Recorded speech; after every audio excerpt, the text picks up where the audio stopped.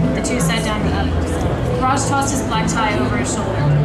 In 1 month, dude, I won't be sitting here eating some sweet burner at this table, he said, a dribble of egg yolk dancing on his bottom lip.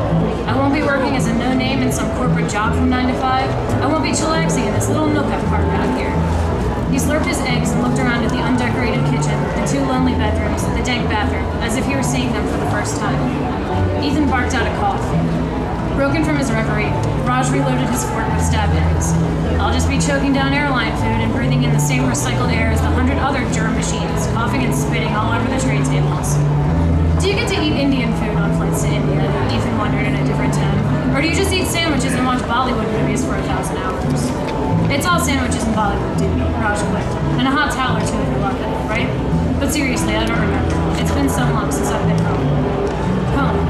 Whenever Raj called India home, Ethan got indigestion.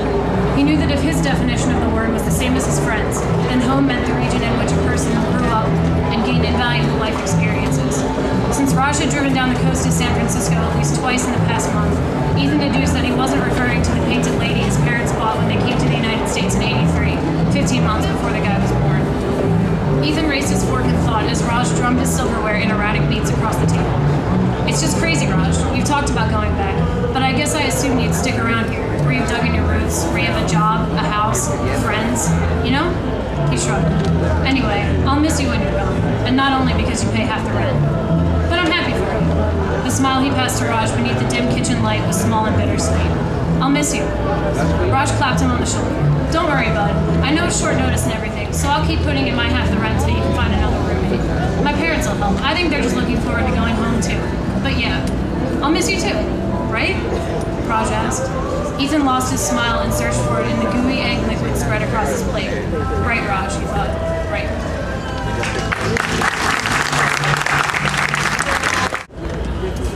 Can you hear me? I'm Jackie Garcia, and I just wanted to let everyone know that all of Towson's readers are members of Broom Street, so you should pick up as many copies as you want because they're free, and we've got tons of them. And I'm going to read a little piece of flash fiction that's new, so I hope you like it. It's called Picturesque. We took a big sweaty bucket of KFC fried chicken to a duck pond, which was a little inappropriate. It was a day we'd long planned for, but it was also a sort of strange place for a date. The sidewalk was paint splattered with goose of shit, Dixie cups and empty Camel light boxes were floating in the green slime of the water, and there was a man with his 2 grandchildren lingering at the pond's edge. He was yelling at his grandson for being afraid to get too close to the ducks, and for some reason we thought that was hilarious.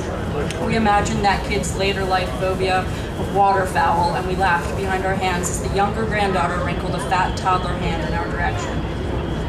I was nervous by the sudden appearance of a web-footed audience before us. They squawked with eager hunger, and we had to abandon our lunch and leave our groaning bench to fan out the reach of our charity. Emerald-winged mallards waddled behind us, and our trail of Kentucky Fried Biscuits. Geese, almost 4 feet tall, began to bite at their smaller cousins as we weaved in between the shadows of maple trees and July blue. They were huge and persistent, and they honked, and I'm certain even you were scared for your life. When the last bit of bread was gone, you had to grab my hand and run back to the car before the geese and the ducks got the hint.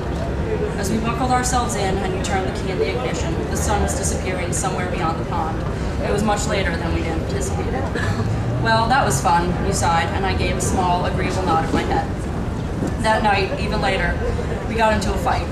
The kind of fight that involved me crying and screaming and you telling me to stop being ridiculous. It was the kind of fight that was forgotten by the time morning came. Now that I think about it, I can't for the life of me remember what it was about. It must not have been very fucking important.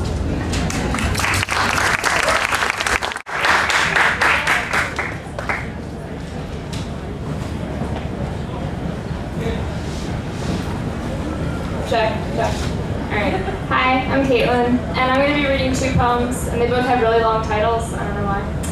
The first one's called I Went to Film School, and all I got was this lousy job at Blockbuster. I thought film was beautiful, and I wanted to be as close to it every second as possible. I thought lining the shelves with DVDs would surround me with the reminder of an illimitable search to feel art.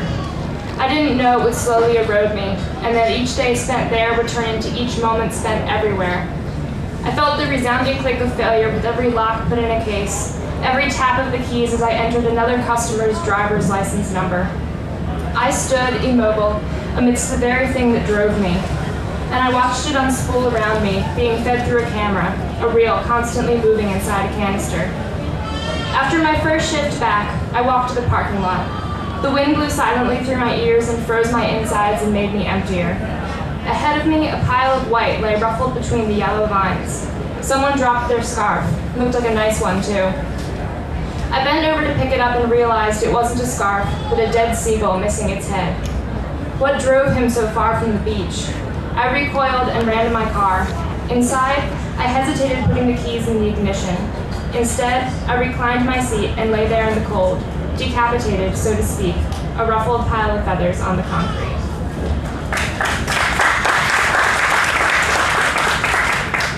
And my second one is called We're the Only Ones Who Can Hear Our Hearts Count. There is a certain silence in grief. It's me and it's you, blinking at each other over the casket. It's the radio off in the car on our way to the funeral. It's the sun not warming us because it's winter in the graveyard.